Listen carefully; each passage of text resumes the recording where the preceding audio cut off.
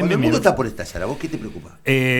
A mí... ¿Cuál es el ángulo que se le está tomando de cámara? Que el amor no sea suficiente. Bien, gran respuesta. No es mía, estamos parafraseando a David Lynch, pero no, pensaba que justamente lo de hoy es una especie de híbrido, la columna de hoy. Confieso que vamos a arrancar por un lado, vamos a terminar en otro. Hablando de mundos que explotan, ¿por qué no empezar mencionando un autor que vislumbró muchos mundos explosionando, muchos mundos en explosión, que fue Ray Bradbury? Hoy conmemorando 13 años de su partida al más allá o a una dimensión desconocida. Un gran autor de ciencia ficción, un pionero. Cuando hablamos de pionero, ustedes saben, no nos referimos exactamente al que llegó primero, sino a un tipo que vislumbró en su pluma, en la ciencia ficción, algo más que quizás autores contemporáneos o anteriores no lo habían visto. Más que nada, la condición humana. En su momento dijimos que Westergel tomó inspiración en Bradbury en gran medida porque él le tocó traducirlo al español cuando llegó a la Argentina, estos textos en la revista Más Allá. Les iba a traer originalmente una anécdota con Bradbury logrando trabajar para uno de sus héroes personales, John Huston, en el cine, y por la experiencia tan traumática prácticamente casi deja de escribir como oficio creativo. Pero será para otro momento, porque son muchas cosas por ahí para mencionar. No me acuerdo qué leí de Bradbury, pero Fahrenheit 451. Sí. Bien. Crónicas Marcianas en la década de los 50 es el libro que lo catapulta a él para que en el 53 pueda hacer Fahrenheit 451, que es, como la semana pasada mencionamos, una novela en contra de los fascismos. Puntualmente, ¿no? Con los bomberos prendiéndole fuego a los libros, con placer, con esa malicia que caracteriza a los personajes. Y justamente pensaba en esto del concepto de invasión que ha tenido la ciencia ficción a lo largo de los años. Y también hoy no solamente conmemoramos esta efemérides de Ray Bradbury, que recomiendo que busquen sus cuentos, sus libros. Básicamente te iba a decir eso, era cuentista. Él era, claro, era cuentista, y después algunos, por ejemplo, en el caso de Crónicas Marcianas, de varios cuentos que habían salido publicados en diferentes épocas de su vida, un editor le recomendó que los amalgame en una novela. Entonces, la novela Crónicas Marcianas no tiene necesariamente conexión entre sí, todas las historias, pero tienen un punto en común, que es la colonización de Marte. Recomiendo que se lea ese libro porque es necesario, ni hablar de Fahrenheit 451. Al mismo tiempo también estamos conmemorando, si no me equivoco, el fallecimiento de Ronald Reagan, también algo que se vincula con lo que mencionamos hoy, porque a su vez a principios de mayo también cumplió años, creo que cumplió 42, 43 años, una serie emblemática de la década de los 80 que fue B, Invasión Extraterrestre. Esta película, miniserie en realidad de 2 partes, que luego desencadena una miniserie, una franquicia muy, muy, muy exitosa, en la Argentina y en Latinoamérica fue furor. Hay que reconocerlo, fue furor, los extraterrestres, los visitantes bajando de los cielos con sus atuendos rojos, prometiendo nuevas tecnologías, prometiendo paz y amor, pero en realidad ocultando algo muy siniestro, ya que la obra original, o sea, la miniserie original, estaba inspirada en una novela No podría pasar aquí, de Lewis Sinclair, un gran autor de ciencia ficción, que en realidad no era un autor de ciencia ficción en los términos de extraterrestres o tecnología, sino que vislumbró en su novela No podría pasar aquí una Estados Unidos donde asciende un régimen totalitario muy similar al nazismo, pero en Estados Unidos. Algo que otros autores lo han también vislumbrado en obras posteriores. Pero esta cuestión de los extraterrestres que caen al cielo y que tienen claramente intenciones hostiles se manifiesta en un contexto de época muy interesante, década de los 80, pleno reinado de Ronald Reagan, con todos los aciertos y con todos también los desperfectos de su gestión, que sabemos que tuvo una mirada netamente neoliberal, con muchos recortes en el Estado. La serie B, Invasión Extraterrestre, tiene una característica que para mí es fundamental, que estos extraterrestres que primero buscan ganarse la opinión pública, lo primero que hacen es crear la falsa ilusión de que hay una conspiración en contra de ellos, de que ellos son las víctimas en realidad. ¿Y quiénes son los artífices de esta supuesta conspiración para evitar que estos benevolentes visitantes traigan la paz y la libertad al planeta? Los científicos. Los científicos son los enemigos número uno del Estado. Luego descubrimos en la serie que eso sucede en realidad porque los científicos son los únicos capaces de determinar y de descubrir sus planes, de evitarlos. De hecho, quienes inician la rebelión, entre comillas, son los científicos. Que en un momento muy dramático hay una doctora, una bióloga, que dice: yo no estudié, no me preparé para esto y acá estoy con un rifle en mano organizando la resistencia. Bueno, es una serie mitológica de la televisión. En Argentina la rompió y hoy por hoy la recordamos. ¿Quién no se acuerda de Diana, que es la protagonista, de la antagonista principal, con ese look tan de los 80, esa campera que recuerda a Michael Jackson, esos anteojos de sol muy grandes que les tapaban? Había mucha sensualidad ahí, sí, mucha sensualidad. Muchísimo, y también una cuestión netamente, casi te diría conspiranoica, con la idea de los reptilianos, ¿no? ¿Cómo puede ser? Se preguntaba en su momento el creador de esta serie, que luego no participó tanto en el resto de la franquicia. ¿Cómo puede ser que una miniserie televisiva que la planteamos como una especie de analogía o de parábola que recuerda la Segunda Guerra Mundial y cómo el nazismo asciende y sacude el status quo de una sociedad que está dormida? Bueno, ¿cómo puede ser que eso se interprete de maneras completamente opuestas? Por ejemplo, al día de hoy, Invasión Extraterrestre, por muchos, es considerada como una verdad revelada, que en realidad, por ejemplo, los demócratas son una raza de extraterrestres. Bueno, delirios así que se alejan mucho de lo que el autor de la miniserie quería reflejar, pero sin lugar a dudas nos hace hablar, nos hace pensar sobre qué interpretación tenemos de estos géneros tan volátiles como la ciencia ficción, la fantasía, el terror, en diferentes décadas. No es lo mismo una invasión extraterrestre en la década de los 50, con una nevada mortal en Buenos Aires, o una invasión de platillos voladores en los años 50 en plena Guerra Fría, que en el 2025, cuando, repetimos lo que dijimos al principio, todos los futuros distópicos concebibles ya han sido imaginados. Entonces, ¿cómo nos sorprendemos hoy por hoy? ¿Nos sorprende esto realmente que estamos viendo? No. Bueno, un poco esto del mundo prendido fuego es una imagen muy simbólica. Es inevitable, sé que hablas de ciencia ficción, pero en cualquiera de los dos casos que mencionaste, como es inevitable pensar en el presente, en la actualidad, en la coyuntura actual. Bueno, solo nos faltan las armas. Ojalá que nunca lleguemos a eso, pero... se ha vuelto distópico todo. Sí, se ha vuelto distópico. Yo me acuerdo hace, ¿cuánto? 4 años sale la película No miras hacia arriba. Ajá. Sí, la de DiCaprio.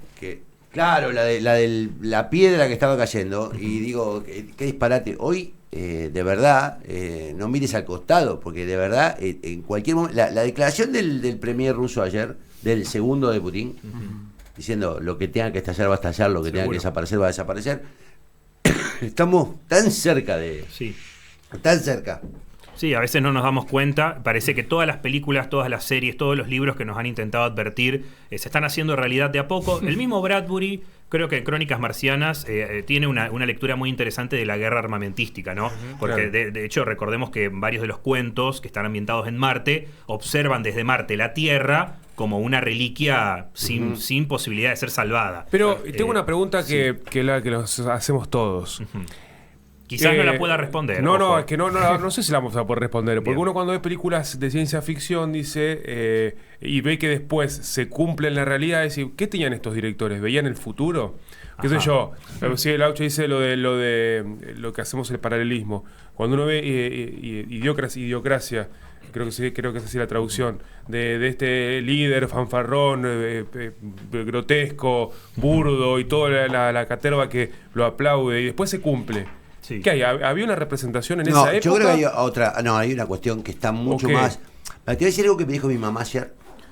Mi mamá, 90 años casi. Va y viene, mi vieja. ¿Viste? Va y viene. Y cuando estábamos hablando del tema de los rusos me dijo algo que yo creo que es aplicable a la capacidad humana. Yo creo que los viejos entran en un estado de pureza mental muy con la capacidad del lenguaje muy parecida a la de un bebé.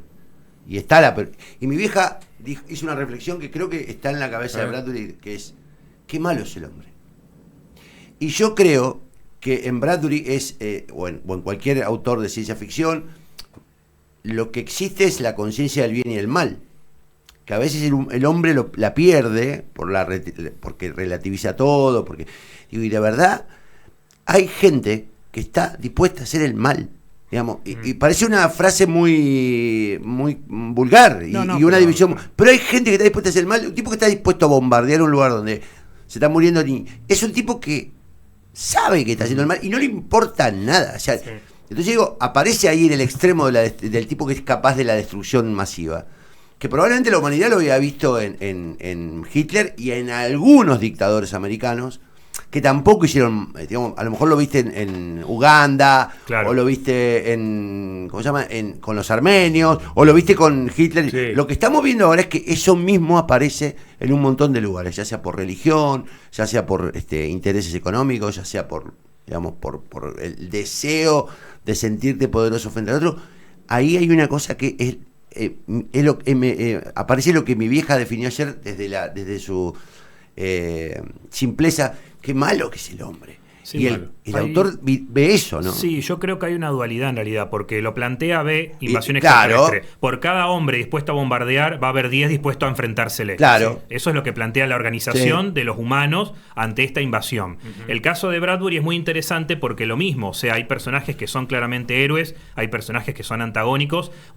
Siempre volvamos a Oesterheld y a su Eternauta, donde no existen los buenos y malos. En Ernie Pike tampoco existían los alemanes malos y los estadounidenses buenos, o al revés, no había buenos y malos, o sea, lo malo era la guerra, era la condición humana que es capaz de hacer la guerra. Yo no sé si vieron el futuro, pero muchos autores, como por ejemplo Bradbury o Asimov, por ejemplo, para mencionar a los padres del género, algunos de los padres del género, yo creo que gracias a sus estudios vinculados con lo humanístico, con las ciencias sociales, en el caso de Oesterheld con la biología, con las ciencias naturales, les permitieron vislumbrar cosas, también mucho estudio político, ¿no? Mucha lectura, vislumbrar cuestiones, y hay algo que yo siempre voy a poner de ejemplo, que es la serie La Dimensión Desconocida.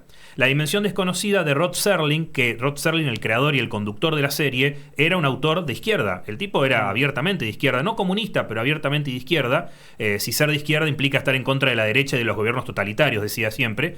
Y la serie La Dimensión Desconocida nace cuando a él le prohíben realizar un documental sobre un niño afrodescendiente que fue linchado injustamente por una jauría de hombres blancos. La cadena de televisión le prohíbe, la CBS le prohíbe hacer este documental porque dice que es muy fuerte para la audiencia. Entonces el tipo piensa, un gran escritor de teleradios, de radioteatros, Rod Serling en aquel momento, ¿cómo puedo contar estas historias en géneros populares? Ciencia ficción, comedia, mucho film noir, o sea, cine negro, western, bueno, la Dimensión Desconocida lo tiene todo, pero sin embargo no hay un capítulo que no nos cuente sobre la condición humana, sobre el racismo, sobre la violencia, sobre los gobiernos totalitarios, sobre el holocausto, quizás codificados en clave, pero aún así nos invitan a pensar un universo donde todo puede ser distinto, pero al mismo tiempo donde las peores pesadillas ya se hicieron realidad. E incluso películas como por ejemplo Impacto Profundo, que hace poco creo que se reestrenó en Netflix, una película bastante mala pero interesante porque es un ejemplo de época que también es un meteorito imposible de detener, ya se viene, y a lo último, viste, aparecen reconstruyendo el Capitolio en Estados Unidos, el presidente diciendo, y bueno, ya cayó el meteorito, ahora hay que reconstruir, ¿qué quieren que hagamos? Hasta acá llegamos, hicimos lo que pudimos, ahora no queda otra, reconstruyamos, y ese Capitolio a medio todo destruido que representa esa justicia, ese Estado que no fue capaz de ayudar a nadie, y aún así, bueno, levantándose de nuevo. Eso es muy norteamericano igual. Así que bueno. Pero ahí, y aunque haya muerto la mitad de la población, bueno. Claro, vamos. O sea, murieron miles, pero se salvaron millones, ¿no? Es una idea también muy interesante. No. Ahí igual quería decir algo, porque me parece importante destacarlo a lo que está diciendo Hernán, que creo que también ahí hay una gran virtud, también de lo que decía Guille, de predecir el futuro, de lo que va a pasar. Esto de contarlo en clave popular, en acceso a todo el mundo. En esos autores que vos decís, es increíble que tengan ese destello o esa técnica, ese talento, para decirlo de alguna manera. La capacidad para inventar mundos. También. Seguro. Inventar mundos, en general la ciencia ficción tiene esa maravilla de que realmente vos entras en un mundo diferente. Sí. Y entras a funcionar al ritmo de las reglas de ese mundo diferente. Seguro. También el medio, creo yo, porque por ejemplo la Dimensión Desconocida en los años 50, albores de la televisión, pero fíjense, si nos vamos más atrás, década de los 30, un pequeño radioteatro llamado La Guerra de los Mundos que sembró el caos en todos lados. O sea, dependiendo de la ¿Eso década... pasó o es un mito? Pasó. La semana que viene, si quieren, comentamos. Él me dice, pasó. Pasó. Me encanta con la seguridad que lo dice. Sí. Es mito también. Y Se fue generando hay un poco y un poco. Sí hay que reconocer que en esos momentos, en los albores del radioteatro, la gente le daba un lugar a la radio muy, muy importante. ¿Sabe cuánto tiempo pasó usted entre que empezó la emisión del primer capítulo de La Guerra de los Mundos y que se dijo que era ficción? Se dijo al principio. Pasa que hubo al principio no después de unas primeras palabras. Claro, no escuchó la gente al principio, tengo entendido, porque se retrasó la programación. Después pasaron 3 minutos. Claro. 3 minutos. Y se supone que en 3 minutos se produjo una especie de caos. Bueno, está bueno hablar de eso. Sí, me encantaría hablar de eso. De La Guerra de los Mundos y de los Orwell, ¿no? Obvio. Bueno, H.G. Wells fue un precursor incluso de Ray Bradbury. Imagínense, El Hombre Invisible, La Guerra de los Mundos. ¿Le puedo dar tarea? Sí. Depende igual. No, sí, ¿viste la pistola desnuda? Sí o sí para la semana que viene. No, pero de verdad esto es interesante. A ver. Se estrena esta noche, o se estrena ahora a la mañana, en Max, yo la estoy esperando, Chespirito. Bueno. Es la serie que es la recuperación. A mí me parece que el problema, o la virtud que tiene, es que la hace el hijo, gran productor de telenovelas. No sé si no va a tener ese tono de la telenovela mexicana, que a veces me gusta. Una serie que no sé si la viste, de las flores, algo de las flores. La Casa de las Flores. La Casa de las Flores con Verónica Castro. Gran serie. Me pareció extraordinaria. Increíble. Ese tono fenomenal exagerado de la dramaturgia mexicana. Pero digo, Chespirito es insoslayable desde el punto de vista de la cultura latinoamericana. Obvio. Y a ver, me parece que es un tipo que superó incluso a pesar de la fama, superó a Cantinflas desde el punto de vista de la popularidad de sus personajes.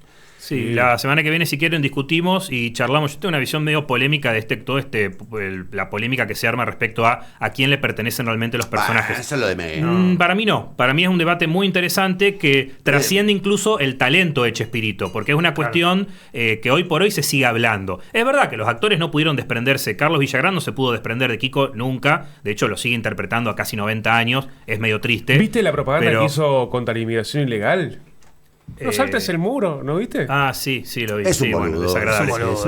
Se comió el personaje de Kiko. Quería despedirme sin decirles que no nos vamos a ver el sábado, así que feliz día del periodista, de la periodista, a todos los colegas. ¿De quién? A todos ¿Qué los es colegas. Eso? Bueno. Y había pensado también vincularlo con algo de esto, porque bueno, La Guerra de los Mundos tiene que ver un poco con la radio, medios, periodismo, pero bueno, ya toda la semana que viene será otra.